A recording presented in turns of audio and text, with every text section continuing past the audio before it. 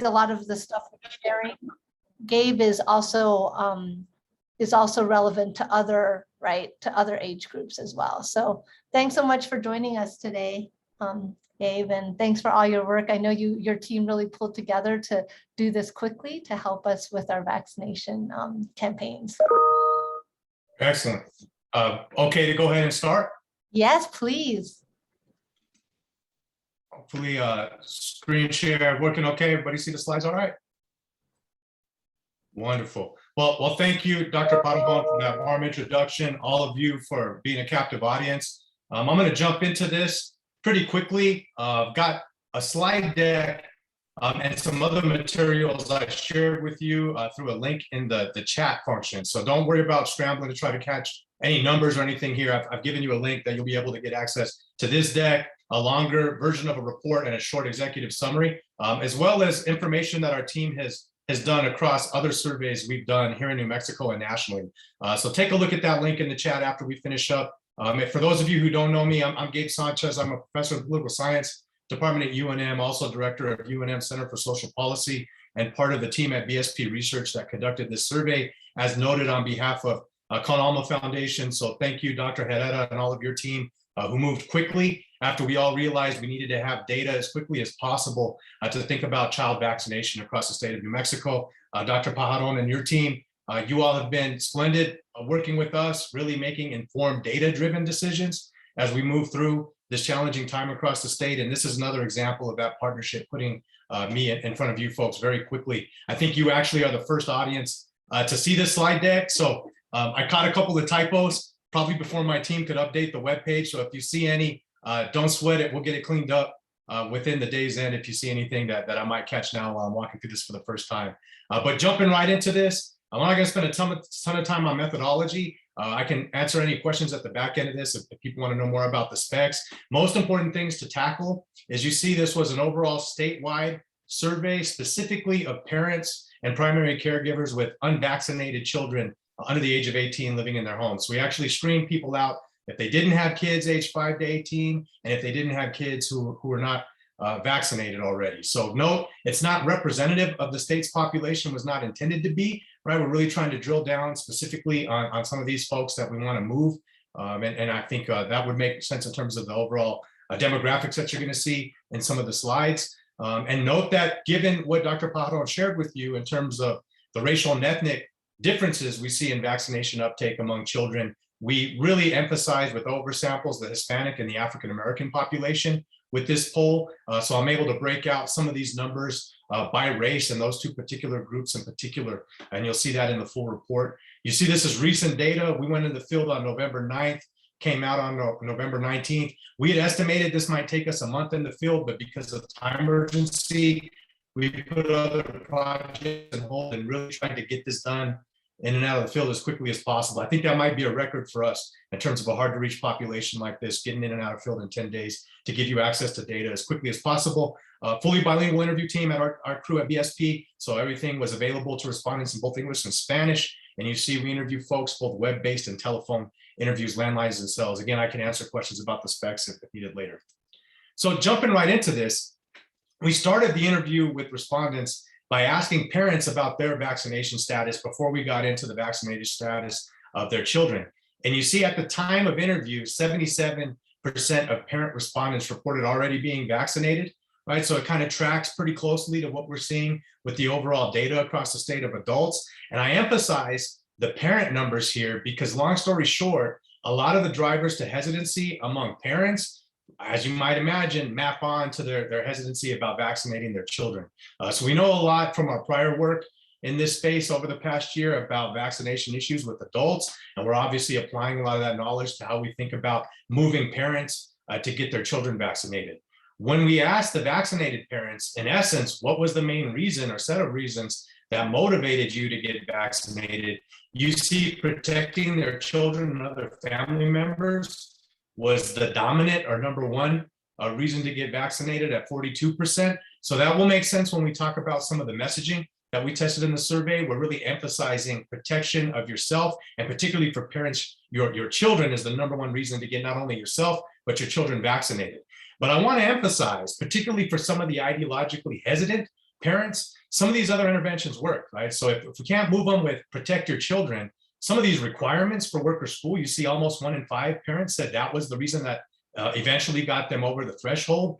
And doctor recommended that I get vaccinated at 18%, right? We see that those mechanisms, right, whether they're requirements or really pushing our medical professional community to emphasize getting vaccinated works, right? So we'll see that again when we talk about vaccination of children. Having pediatricians at the helm and part of our overall collective effort is going to be powerful, because as you'll see later, they're the #1 most trusted messenger in this space in terms of vaccination of children.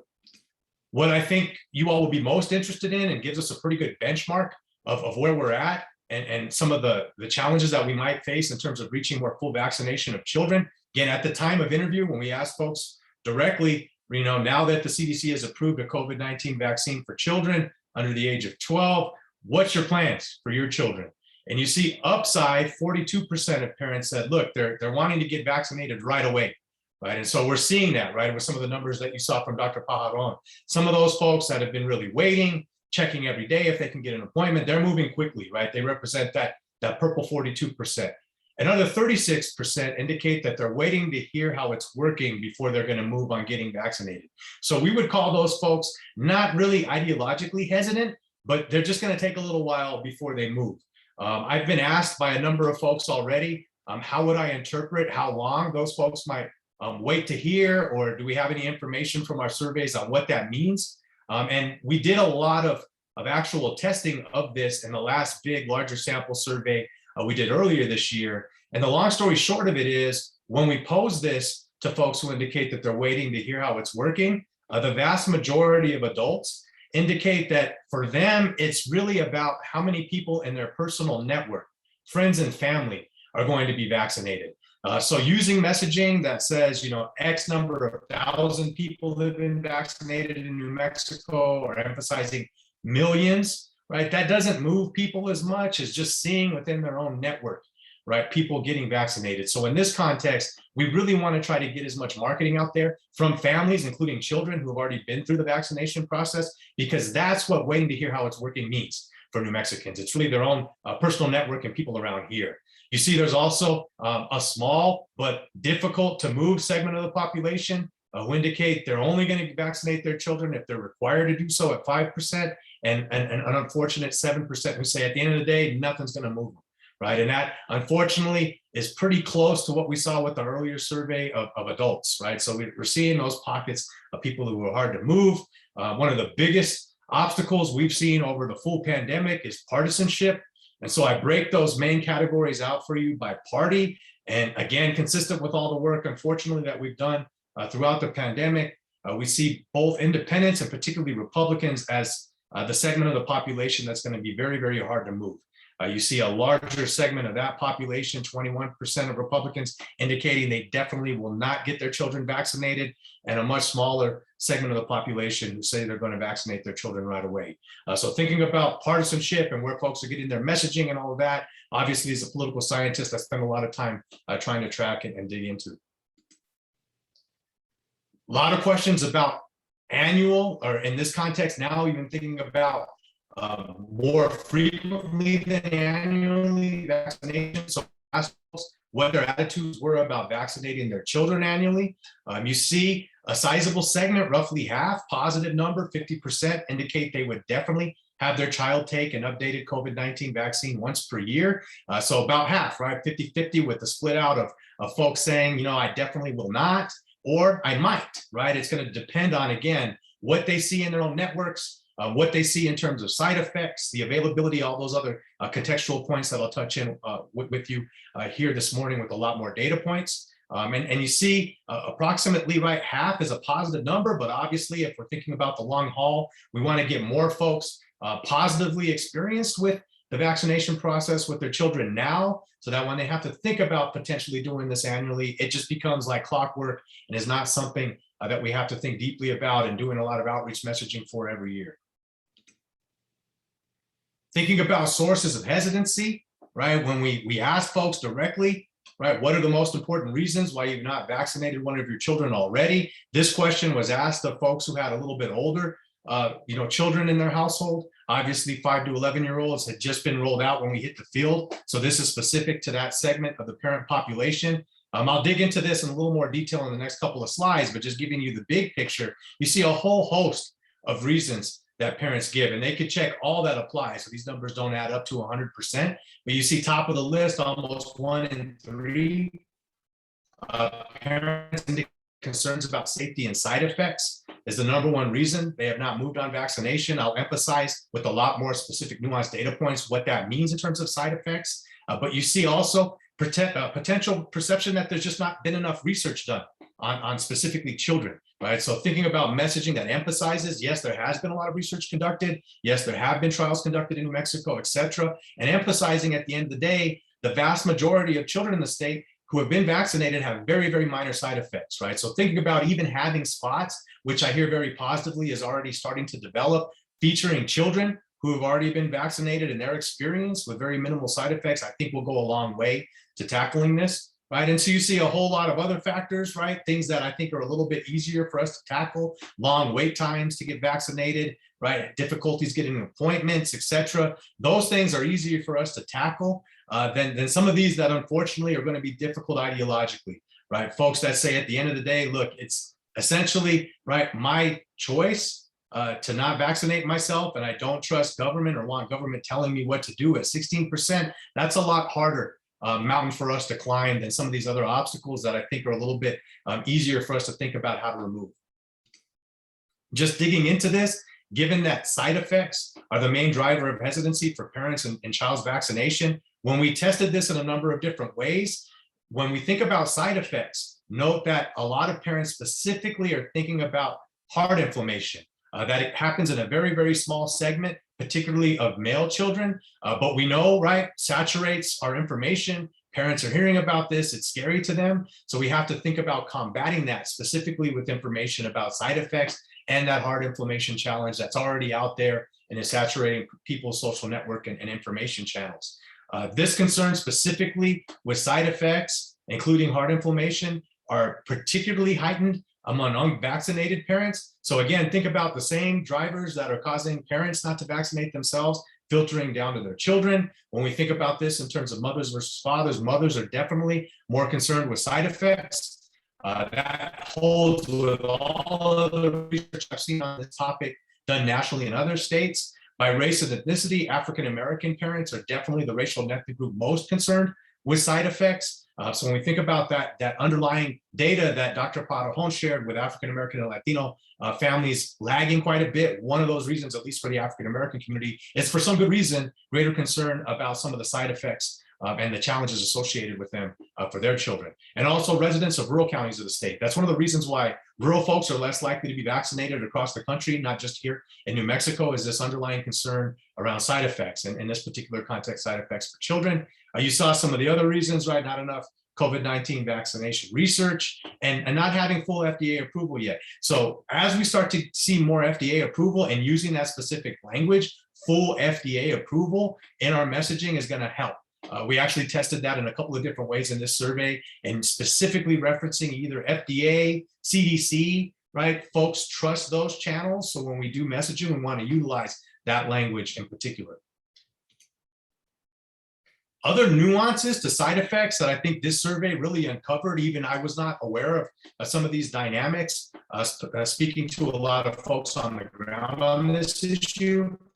When a lot of folks think about this, we have to remember they're not tracking information the same way we are, right? They're getting limited information.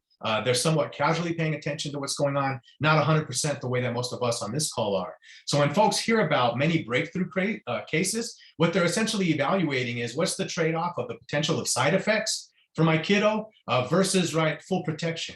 And so if they're hearing in their networks about breakthrough cases, particularly among children, right, that 40% who are very concerned about that moves them to say, maybe it's not even worth doing the vaccine, right? So it's those type of nuanced approaches that we're going to have to use to tackle this. Another really important finding from this survey, a lot of parents, particularly working parents, you see 67% in this context, are worried at the end of the day about having to miss work to get their children vaccinated, or more prominently, that the side effects associated with the vaccine will cause their children to miss school and consequently have them miss work, right? So it's not surprising given that context that almost 80% of parents said that getting sick leave time and more protection from their employer if they have to take some time off to deal with side effects would make it easier for their children to get vaccinated. So again, not easy policy shifts, I know, but pointing these things out in case we can sing loudly to the powers that be about expanding at least temporary access to sick leave. I know all of us would like to see that made permanent, but even from the context of vaccination, short term will move folks to vaccinate their kiddos. Thinking about some obstacles and challenges facing parents specifically in New Mexico, again, some of these I think are a little bit easier for us to tackle than the underlying ideological challenges. A combined 23% of parents who have not vaccinated their children already report some difficulties, right, with the process, whether that be the online registration process, long wait times to get a vaccine, difficulties attempting to schedule an appointment and not being able to make that happen. Specifically, when we think about that at times in which it works with their work schedule or their children's school schedule, right? So it makes sense that at the end of the day, 11% of parents say that they tried to get their child a vaccine but could not get one or get an appointment, especially given the time of interview where we didn't have the same level of vaccines available for kiddos, particularly those 5 to 11. And 11% indicated that at the end of the day, their schedules made it hard, right, to find a vaccination opportunity for their child. So the obvious take-home message is having this available on weekends and into the evenings. And one thing I'll emphasize later, trying to piggyback vaccination with things that parents are already doing, including having these available at either their place of employment or at the child's school, is something that popped up as being very prominent for parents to move towards vaccination. Just again, thinking about removing some of these obstacles in the way of parents who are interested in vaccination but haven't been able to do it yet. One of the surprising findings, I know Dr. Padajón and I both commented on this when we saw the survey come out of the field, even though I know DOH and others have done a ton of outreach and marketing emphasizing that the vaccine is free, we still see this being a challenge, right? Concerns about the cost of having to pay for this is a stressor for parents. So we just need to hit folks with the obvious. It's free. You don't have to worry about this. We saw this in the last survey. The numbers here look a little bit better, but unfortunately, right, this is something that we're a little surprised by, to be honest, but we have to continue to combat with effective and accurate information. Physical distance and transportation challenges are also particularly problematic for rural residents of the state. The mobile clinics worked, right? Those kind of interventions. So let's think about how we can do similar interventions like this when we think about vaccination of children. You see that when asked directly what would help them vaccinate their children, 73% of parents in New Mexico indicated providing transportation support to vaccine locations would be helpful. You see, when we think about this, right, help a great deal, 39%, right? So just thinking about how do we work on this process collectively, we know will move some folks to vaccination. 8% of parents who have not vaccinated their children said that the nearest vaccine location that they already looked into was too far convenient. That was significantly higher for rural residents, right? And so you see at the end of the day, right, finding a location to vaccinate their children that is convenient for them, particularly if they don't have vehicles in the home, right, that's an obstacle. That among all the other things in here are relatively easy to fix. And we know some of the interventions that we put into play with survey data before worked for adults. Let's try similar interventions here when we're thinking about the children. We really wanted to hone in on some of the nuances of our diverse community in the state of New Mexico, and language and immigration concerns remain a challenge for large segments of the population. This tracks pretty closely to what we saw with the full state population in our earlier survey, but we need to think about this continuing to move forward. One of the take-home messages, you see some of these that we tested, might not be able to get information in language I understand.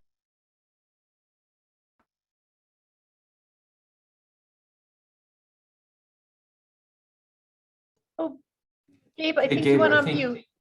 You went on mute, amigo. Interesting, didn't even touch a button, so maybe I'm running long and it's trying to do it automatically. But on this slide, hopefully you guys caught the beginning of this, that language and immigration concerns continue to be a challenge for diverse segments of our community. So we put a number of different potential challenges in front of folks. that it might cause immigration problems for the individual parent or a family member if they try to sign up to get their child vaccinated. They might not be able to get information in the language that they understand. And I might have to actually be asked to give my social security number or a government issued ID to get my child vaccinated. You see, that one in particular raises a lot of concerns, particularly for immigrant and mixed status families across the state. So just emphasizing what we're already doing, right? That anybody can get their child vaccinated regardless of their immigration status, and you don't have to have a social security card or number.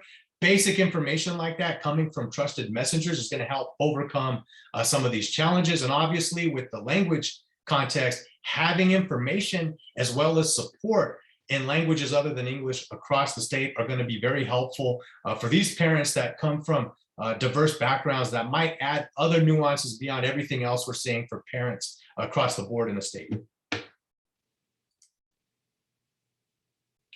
One of the surprising factors that we found in this survey is that although parents are highly worried about their children's health due to COVID-19, you see whether we asked it relative to last year, we ask individuals about how worried they are about their own health, that of their children across different ages, another family member, high levels of concern. In fact, half are more worried now about their family's health and well-being than they were a year ago, right? So we know there's a high level of concern that we think we can translate into action. But one of the surprising findings is the vaccine, however, for many parents is a greater source of worry for parents than the actual COVID virus itself. So when we think about this, right, and more parents actually reporting that the vaccine makes them worried about their child getting seriously sick, we know this is about misinformation. And the only way to tackle that is accurate and up-to-date information that says clearly at the end of the day, whatever minimal side effects your child may experience, if they do even experience any side effects, right, pales in comparison to what might happen both short-term and long-term if they actually get seriously sick due to the coronavirus, right? So this is one of the surprising but important findings from the survey that we have to remember for a lot of parents when they think about vaccination, right? It's a scary thing for them and a source of many, many concerns and worries. So at the end of the day, and checking my time here, I want to finish up in the next few minutes if possible. What at the end of the day can be done to improve uptake among children, right? So we spent a lot of time in the survey thinking about strategies to increase vaccine uptake, particularly among children. So a lot of these relatively straightforward, and we know these work. A phone or chat line available for parents to address any questions or concern they have about vaccines, right? Not just the process itself, but given the concerns with side effects, et cetera, having medical professionals available, ideally, who can talk about that would significantly reduce some of that hesitancy, right? And we've seen, right, getting sick leave time. That's going to be critical along with flexible hours at vaccine locations, including, again, weekend and evening hours to make things more convenient, particularly for working parents, right? Some of these interventions are relatively easy to address. Others are going to be a bit more difficult, right? What would we think about holding back vaccination clinics at popular community or cultural events, right? Where folks are already going to be. I've heard from a lot of folks already in other states that are seeing success partnering vaccinations with child-friendly events, right? So that folks are already going to be there. Let's just give you an opportunity to do so. And you see holding vaccinations at schools, daycares, and children's sporting events, right? We know from historical context that success with vaccines and other challenging times in the United States have really been overcome by just sending medical professionals directly into schools and just having folks vaccinated. And we know that this is working across the state already. My 11-year-old was fortunately vaccinated at her school. So the more we can press on making these things easier for parents, the more we're going to see vaccination uptake. What about incentives is a question a lot of folks ask of me. We tested this and we know it worked. Thank you, Laura and your team at DOH for moving quickly from the prior survey and rolling out some incentives. I know these are challenging and there's not an infinite set of resources available, but whether we tested free meals, free tickets, or gift cards to family-friendly businesses, or whether we tested directly paying folks a $100 bill in cash for getting their child fully vaccinated, you see, particularly for some of our hard to reach and hard to move pockets of the population, Republicans, the unvaccinated parents themselves, right? Some of those hard to move populations, when we add the incentive, right, they're moved to think about vaccinating their child. So thinking about how to move more incentives into the mix as an intervention is something that we know will work, particularly for some of these groups that we have challenges with ideologically. Where do parents want to vaccinate their children? You see across the data, doctors' offices, whether it's their child's doctor's office at 27%, or their own personal doctor's office for parents at 25%, right? Thinking about those trusted places to go has the highest overall support. But I want to stress that a large percentage of parents, again, that you saw on the last slide, indicated that having vaccines available at their children's school will make this a lot easier for them and increase their likelihood of vaccinating their child quickly. So we want to make things available, obviously, as widely as possible, recognizing many folks are going to move towards either their child's pediatrician or their own doctor in terms of trying to schedule an appointment. We asked specifically Native American parents a couple of nuances to these locations and found that a relatively high percentage of 27% of Native American parents prefer to get their child vaccinated at a clinic, at the reservation, at their tribe or their pueblo. So again, trusted locations, right? That's the main take-home message for parents in terms of their first priority in locations to get their child vaccinated. Not so much of a worry for that 42% that say they're going to get their child vaccinated as quickly as possible, but for the rest that are waiting to see, this is going to matter. Right. So thinking about this, I think will help with our overall collective effort. And then finally, right, touching on messaging and messengers before I close this thing up. Again, note you have a full slide deck and the link that I shared to go over anything that I don't have time to cover. But I really want to emphasize that we tested a ton of messages in the survey, right? Really trying to figure out what messaging we can pair with the strongest messengers to improve performance with vaccination uptake. And the strongest performing message you see at 57% was a pretty straightforward and simple one, right? A COVID-19 vaccine will make my child safer and much less likely to get sick from COVID-19, right? That tracks with the concerns we saw across the presentation. That tracks with the number one reason why parents themselves are getting vaccinated, to protect their children. So that's an easy one, right? One sentence to put out there. That's particularly effective in terms of a message for non-Hispanic white parents, rural residents of the state, and fathers. Right. So when we think about some of the micro targeting, when we think about some of the communities we really want to reach with some of these nuanced messages, I tried to give you in the full report that you have access to some of the breakouts for where these messages perform particularly effective with some of the subgroups in the population. I won't read all of these to you, but another one that I want to emphasize, you see at the bottom of this slide at 47%, is really emphasizing again clinical trial research that has been done specifically with children here in the state of New Mexico, right? That's effective at 47%, and particularly for a lot of folks that have concerns about not enough research being done and have concerns about side effects. Really hammering them with accurate, fact-driven information like that messaging theme will have a marked impact on trying to move folks towards mass vaccination. What about trusted messengers? I think this will be my last slide and I'll close things up. Not surprising, consistent with the last larger survey that we conducted, members of the medical professional community continue to be by far the most highly trusted messengers when it comes to information about COVID-19 vaccines, right? You see your child's healthcare provider or pediatrician for those that have one, right? 53%. And first responders track well, to be honest with you, regardless of what outcome we're testing messengers, first responders always test well here in the state of New Mexico. So thinking about how to pair these folks on billboards, radio ads, TV spots, right, digital media, all those different things with those, again, high performing messages, we know that will work particularly well. And when we think about doing this in a nuanced way, we consistently find in this survey, as well as the others that we've conducted, doing a little nuanced work where you pair the messengers, medical professionals being the number one, again, trusted messenger, with diverse communities, right? That works effectively. So not just having, let's say, a TV ad of a doctor or nurse, but if you're outreaching to the Hispanic community, have that person be a Hispanic medical professional from here in New Mexico, right? Or African-American member of the medical professional community from here in New Mexico. That's going to move people more than just generic images, right? That don't sound or look like folks from around here in the state. You see some of the less popular messengers here, including social media influencers, even folks that we typically think might be effective, government or public health officials, not nearly as effective as medical professionals. And final thing I'll say, I might not show you the slide unless I find it quickly. Yeah, here's this one that I'll close with. We wanted to ask folks, given that pediatricians are such a strong, important source of information, how much are they directly talking to parents about vaccinating their children? And you see, unfortunately, for me at least, 38% is nowhere near as high as I would like to see. The pediatrician community strongly recommending that their child get vaccinated. And the reason why this is an important slide to end with is at the end of the day, even for ideologically hesitant parents, if their child's doctor tells them they should vaccinate their child, the vast majority of parents say at the end of the day, they're going to do what the medical professional says that they should. So I'll close there. Again, thank you for your time and making this available for an audience for me quickly. Hopefully this information is useful. And again, you have a lot of other info that I shared with you in the chat function that you can grab, dig into. Tag me, sanchezg@unm.edu if you have any follow-up questions that we don't have time to cover. I stay pretty busy, but I'll try to get back to you as quickly as humanly possible. Thank you.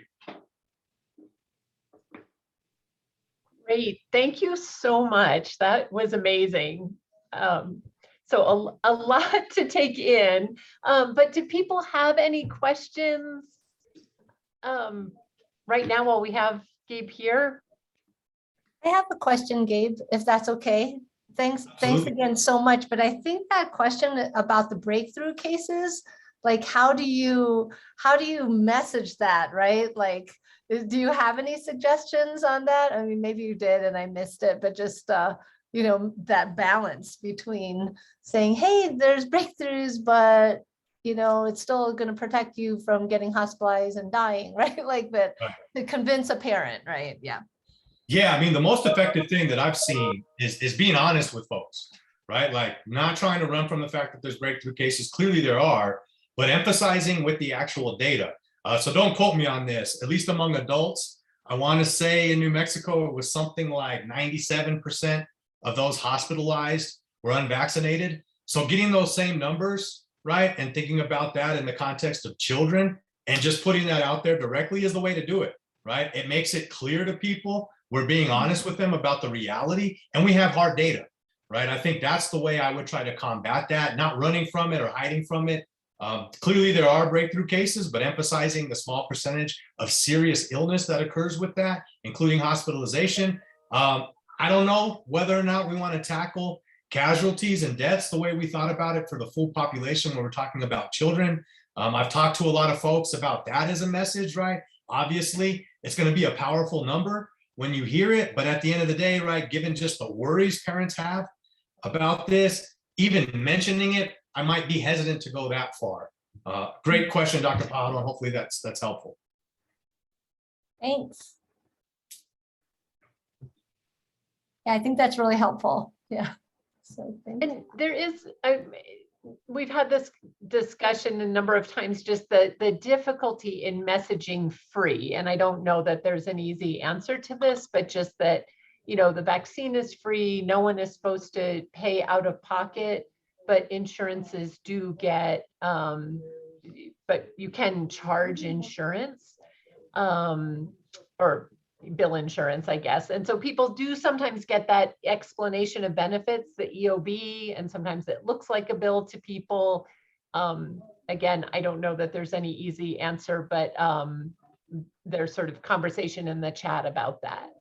Yeah, I think that's a great point. What we learned collectively together through the first very successful phase of vaccination earlier in the state was emphasizing in messaging that you do not have to have health insurance to get a vaccine, which is another major concern we've consistently seen, that it's free for everyone, including those that do not have health insurance, right? That you don't have to have a social security card at the upfront, right? Is the best way to get out in front of it. I understand that people are getting different messaging after they sign up, depending on how they go about that process. And some of it is confusing, right? Unfortunately, we don't have a magic wand to get everybody on the same page about how to do the follow-ups for appointments. So it doesn't suggest, right, that you have to have health insurance, which implies it might cost me money if I don't, right? But the upfront messaging can emphasize that it's free for everybody, including those that don't have health insurance. because that's another significant concern that didn't pop up as high among parents as it did in the last survey of the full population, but I know remains a concern here in the state. Yeah, so like the messaging, you're saying that, you know, parents, some of the parents still think it's not free because they, you know, like I would just say my kid went to go get vaccinated and they're like, yeah, they asked me for my insurance card and I didn't have it. And so they thought they couldn't get vaccinated. So is that like, how do you, yeah. I mean, how do you say the messages? Should you say the messaging like in our messaging like, hey, you might be asked for an insurance card, but you don't need to have insurance, or you might be asked for insurance, but you don't, like, is that a messaging thing we should do? Let me noodle on that one a little bit. I mean, my gut tells me not to make it complex and just use it's free for everyone and deal with the follow-up issues as they occur. The most obvious, right, is we need to just push all the different powers that be, right? Whether the easiest is you folks at the state. I recall pretty vividly when we tracked this, even in the last survey before we got data out of the field, I contacted y'all and said, look, even I'm hearing myself, when I signed up, it was reminding me to bring an insurance card, and we clarified you didn't need one. Y'all stopped out with the follow-ups within that day. So with the state, it's a much easier process to get everybody on the same page in terms of what those follow-ups look like. I understand that's difficult when we're talking about private providers, but given that we've got an audience of you folks with us today, talk to your people, right? Emphasize that this is unfortunately tripping some people up. Can we minimize, right, how much of this confusing information for folks might go out? If at the end of the day, they don't need to have their insurance card, why even suggest that they should bring it? Thank you.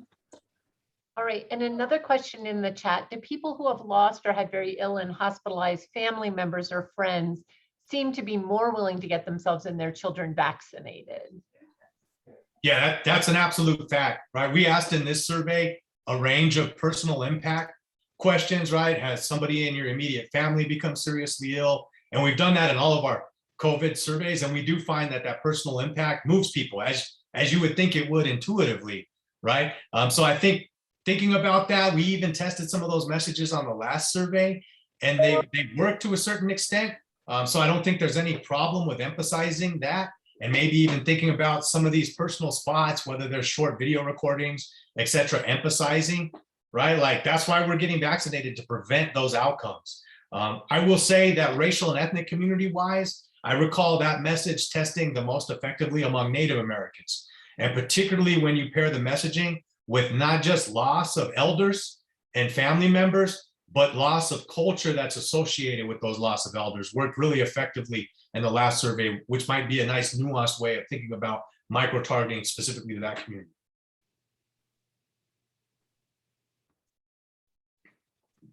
Great, well, any last questions for Gabe? And again, thank you so much for coming and for sharing this information.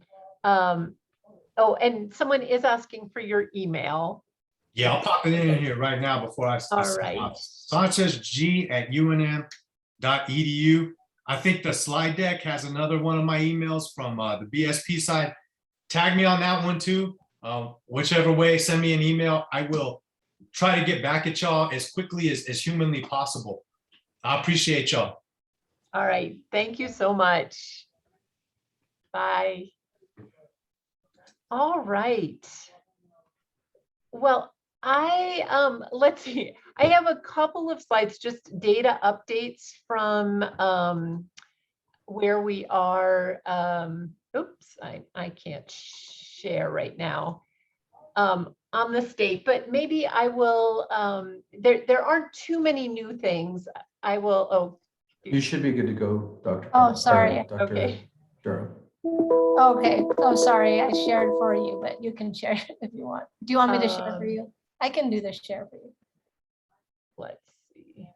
Is that the one we're in? Yeah. Let's see.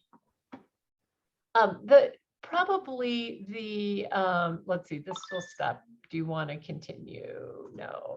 Okay, let's see. Present. Oh goodness. Sorry about that. Here, let me just see. Miranda, I can share the screen for you. I think You got it? I think I Okay. got it. My computer's just being very glitchy today. I love it when it tells you that you have an unstable connection. It somehow makes me think about, is this a comment on my general well-being or really just on my computer? All right, sorry about the scroll here, but Miranda, can you stop on the scroll for the booster when you stop on the booster? Okay. yep. Okay. So real quick, don't want to keep people too long, but our basic overview, just I think as everyone is aware, kind of a lot of the country is kind of in an upswing again. We had been one of the highest cases per capita, but we have a lot more company now with Michigan being an especially bad area. The news, as people I'm sure are tracking, is on Omicron, a variant that was first identified in South Africa on Tuesday and classified as by the WHO as a variant of concern, and now detected in a number of countries, not in the US yet. And I did just want to say about this that you know, all the states, New Mexico included, do have good genomic surveillance programs. This is something that definitely got beefed up kind of as the threat of Delta rose. So the state lab has capability for genomic sequencing. Plus, we send some samples to the CDC, and I think there's some other contract labs in New Mexico who also do genomic sequencing. Curative and Vault, where obviously we're sending the samples out of state, do send positives back to the state lab for sequencing, and they don't do 100% of samples, again, especially with high case rates, and a lot of those samples don't have a high enough viral load to sequence. But just so people know, like, it is something that is ongoing here in the state and really across the country. This just continues. It looks like maybe our test percent positivity is trending down this week, which is a first time. The age group, looking at age groups, and again, this is just kind of, again, to go with Gabe's presentation, the plea to really target 5 to 11-year-olds. But if you look at cases adjusted by population, the 5 to 11 is the largest group of daily cases. Our infection rate is trending down a little bit. And this is really just kind of, I mean, I had to check this data so many times because the number just keeps growing. But this week of 11/12 to 11/18, across the state, we did almost 85,000 vaccines. And again, that's up from 25,000 mid-September. So really just thanks to everyone. This is like a tremendous response to the call for boosters and 5 to 11-year-olds. I just want to keep an eye on the time. This one I just wanted to point out for people who look on the CDC website. This is our vaccine data, and you see this little step off. This is real. We did a full data update when it became possible. You know, it wasn't initially possible to change any data that had already been sent to the CDC. And we had some concerns about some duplicate reporting with our federal partners reporting both on the state side and on the federal side. So this got corrected. And I just want to give a big shout out to like our data team and our NIMSIS team, because we probably have some of the most accurate data on the CDC website now. And also just to say, you know, people should feel pretty confident looking at, you know, county level data, that it is now, it had been somewhat funky for some of the counties especially, but now should be really very accurate. Our statewide progress, we just continue to like kind of creep up a little bit for the people completing their vaccine series with a, you know, 0.5% a week. This is interesting though, we are seeing a little bit a bigger uptick in people that are getting that first dose. And I see that as a very positive sign. We've seen it before when there's sort of surges or concerns about new variants, that it does, people who are, kind of hesitant, but just more ambivalent, moves them forward. So you can see the last 3 weeks, we've had 1% or more increase in people getting a first vaccine. And we haven't seen that really in months. This is the statewide progress for 12 to 17. And then here for the 5 to 11-year-olds, I think we looked at that, and the number now is, I think, 16.3%. I always just find this so fascinating. The gray line is the US vaccine doses administered, and the red line is New Mexico. We just kind of mirror the total of the rest of the country. But in the last few weeks, it's sort of, again, looks like we're sort of on a faster vaccine trajectory than the rest of the country. That might be partly because we opened up boosters early. So, okay, Sorry, go ahead. sorry. That was my little slides Yep, in the you background. I just wanted to just make a plea here because we just need more help getting boosters. If anybody does have an opportunity, it's now CDC changed it to 18 and over should. It used to be May. So if you do have booster sites, especially in Santa Fe, if you could, anybody out there can increase any of your Santa Fe doses. We also need some in Espanola and Albuquerque. We're doing okay, but it'd be great if we could have more as well. And just sharing the message about the importance of booster doses. I think what Gabe said about you as providers being able to tell people that message helps people get more of those because of the waning immunity and possible variants. And then just continue to emphasize that you don't need insurance and it's free. So that was just a little plea to just see if anyone out there can increase. Yeah. Oh, yes. And someone can help with Santa Fe. Yay. Okay.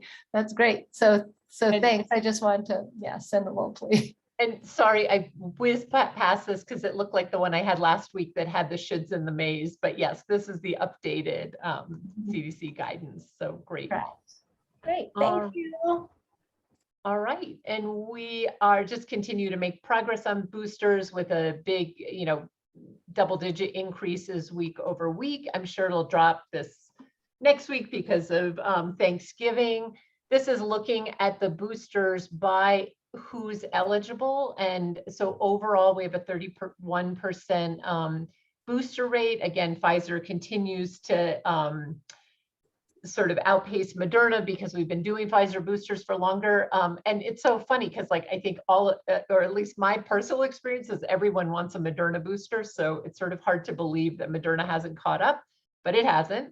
And then this is boosters for 65 plus. So we're doing really a great job with this most vulnerable population at 54%, and sort of nationally tracking on the CDC website, it looks like it's sort of between 40 and 44%.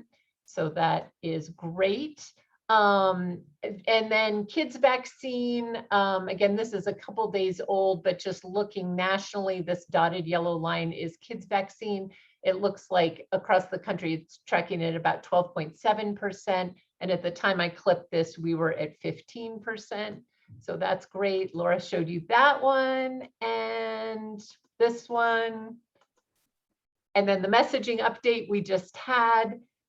And I think, let's see. Oh, that's just the link, Miranda. So that okay. You'll get it, they can just link to it. The antivirals, basically CDC is, or not CDC, FDA Advisory Committee is meeting today. Courtney Lovato, our state pharmacist, did say that the most recent from CDC, from CDC is that basically, initially they kind of said, be ready for it on 11/30, but that has been adjusted to be somewhere between December 8th and maybe as far out as December 13th.